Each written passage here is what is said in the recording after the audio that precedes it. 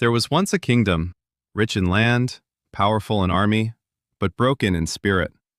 At the center of it all stood a king, a man who believed power was everything. He lived in a palace of gold and marble, surrounded by guards, wealth, and endless luxury.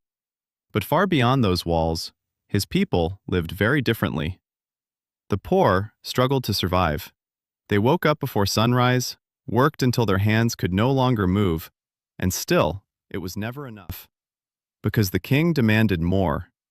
Every year, the taxes grew heavier. Not because the kingdom needed it, but because the king wanted more gold, more control, more power. Families were forced to give up their food, their land, even their homes. And those who refused were punished. Some were thrown into dark prison cells, where light barely reached. Others were made examples, their suffering used as a warning to the rest. Fear spread across the kingdom like a shadow. No one spoke openly anymore. No one questioned the king, because everyone knew what would happen if they did. In the villages, children cried from hunger. Mothers tried to comfort them, with nothing to give. Fathers worked day and returned home empty-handed. Still, the king celebrated. Grand feasts filled his halls. Music echoed through his palace. Laughter in a kingdom filled with pain. But power built on fear never lasts forever. One winter, the cold was harsher than ever before. Crops failed, food disappeared, and the people had nothing left to give. Yet the king's orders remained the same. "Collect the taxes," he said, "no matter the cost." That was the moment everything changed. Because when people have nothing left to lose, they stop being afraid. One by one, voices began to rise. At first, it was whispers. Then, it became something louder. The people were no longer silent.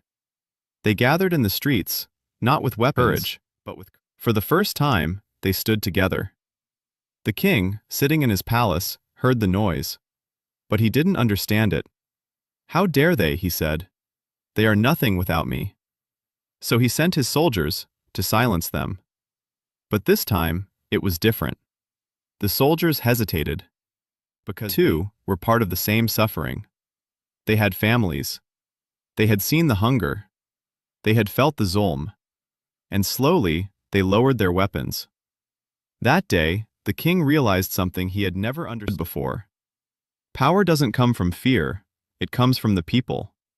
And when the people stand together, even the strongest throne can fall. The gates of the palace, once unbreakable, were opened. Not by force, but by the truth the king could no longer control. He lost everything, not because he was weak, but because he forgot what it meant to lead. In the end, the kingdom didn't need a king who ruled with fear. It needed someone who understood the pain of its people.